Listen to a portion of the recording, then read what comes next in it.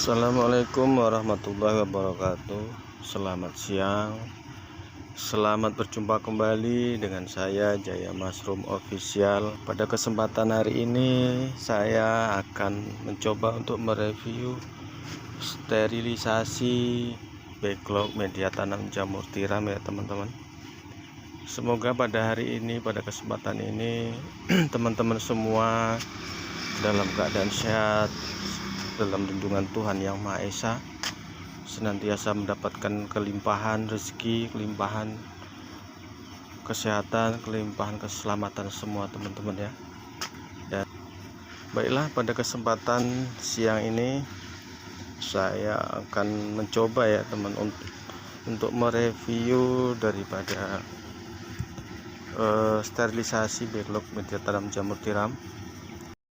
Hai teman-teman, jangan lupa like dan subscribe. Baiklah, di sini saya menggunakan drum ya teman-teman. Drum ini tapi ukurannya cukup besar karena drum ini buatan sendiri juga.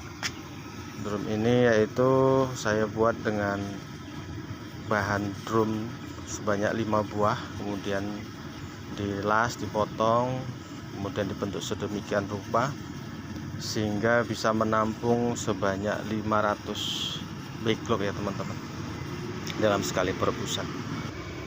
Untuk tungku daripada proses pembakarannya itu seperti teman-teman ya, saya buat dari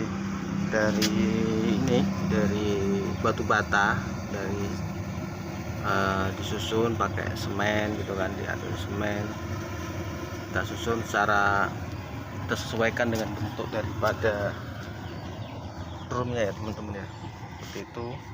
Karena ini bulat, jadi saya bentuk bulat sesuaikan dengan dengan drumnya.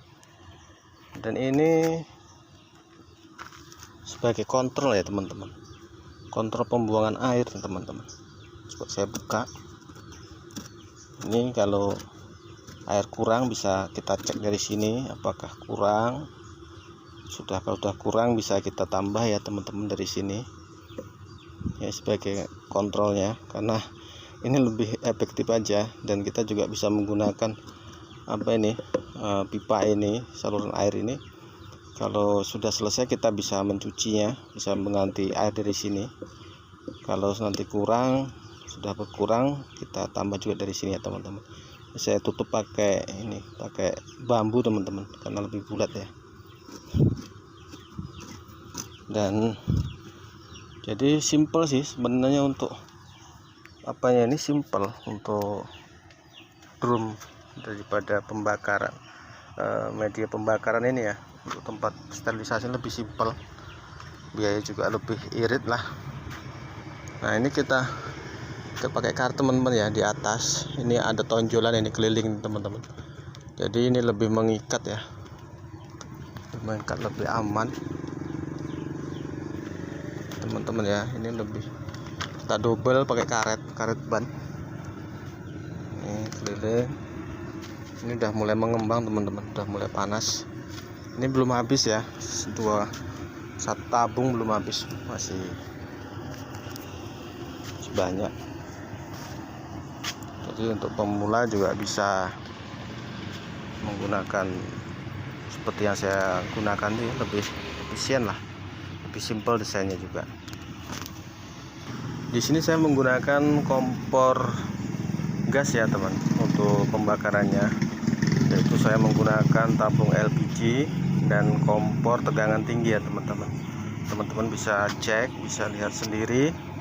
Seperti itulah bentuk daripada kompor gas tegangan tinggi.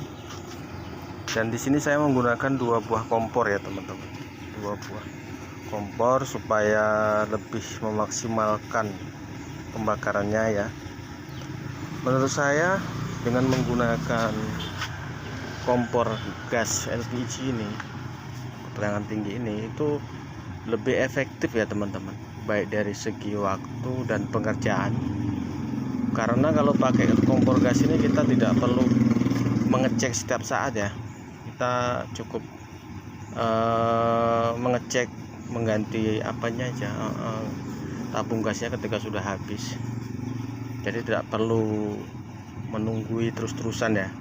Jadi sehingga waktu kita pun tidak habis banyak terbuang untuk memperhatikan daripada proses pembakaran tersebut.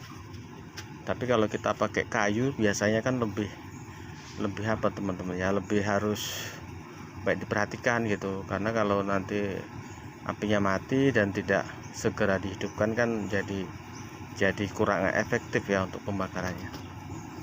Namun di sini dalam pembakaran ini saya ada pengalaman teman-teman ya, pengalaman pada masa percobaan kemarin, yaitu di proses percobaan kemarin yang udah pernah saya review juga. Itu saya pernah gagal sampai 4 kali teman-teman. Pernah gagal sampai 4 kali. Waktu itu saya bingung juga, kenapa kok bisa sampai seperti itu ya. Padahal saya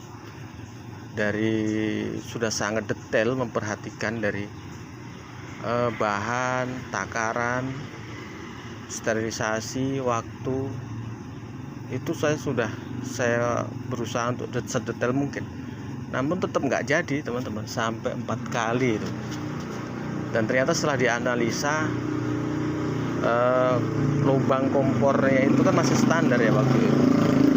Dan saya disarankan sama salah seorang teman saya, katanya itu lubang dari gasnya itu harus dibesarkan, yang di kompor itu dibesarkan dengan paku ya teman.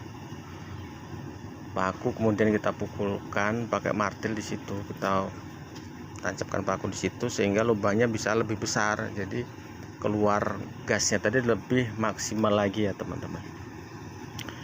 Dan untuk kapasitas 500 big lock ini dibutuhkan tabung gas sebanyak 4 tabung teman-teman, dengan masa proses pembakaran selama 10 sampai 12 jam ya, tergantung daripada setelan yang kita gunakan, apakah kita setel sedang ataupun setel tinggi ya untuk apinya tersebut. Jadi saya sarankan teman-teman untuk prosesnya itu digunakan 2 kompor ya teman-teman, supaya lebih maksimal. Apalagi untuk pertama kali dihidupkan itu harus pakai 2 kompor biar cepat mendidih airnya, dan uap yang dihasilkan pun lebih maksimal lagi ya. Jadi dari pengalaman itu syarat ya, sedikit koreksi. Yang pertama pakai 2 kompor, yang kedua kompor harus disetel ulang dengan melebarkan lubang daripada gasnya supaya lebih besar api yang keluar, dan ditutup dengan plastik yang seperti ini teman-teman ya. Plastik ini kalau bisa yang warna putih seperti ini teman-teman. Ini yang lebih putih seperti ini lebih tahan ya, lebih tahan panas ya dibandingkan yang hitam. Karena kalau yang hitam ini bisa cuman 4-5 kali aja kita pakai sudah lapuk dia teman-teman, sudah lapuk lah itu, karena dia nggak tahan panas ya. Jadi itulah informasi yang bisa saya berikan pada teman-teman semua tentang proses daripada sterilisasi backlog. Mudah-mudahan teman-teman bisa mengambil pelajaran, mana yang mungkin teman-teman pemula juga bingung tuh bagaimana cara sterilisasinya, pakai apa, menggunakan apa supaya lebih maksimal gitu kan.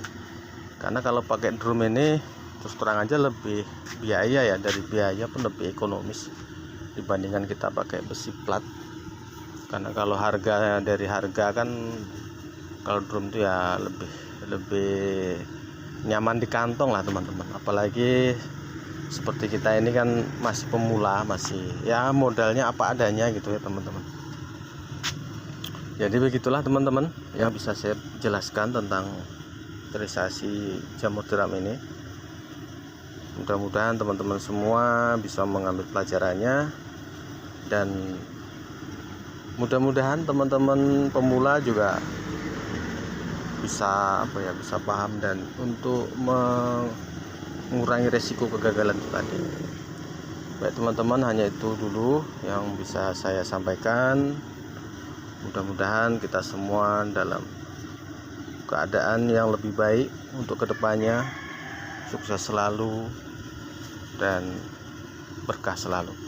Saya akhiri, wabillahi taufiq wal hidayah. Assalamualaikum warahmatullahi wabarakatuh.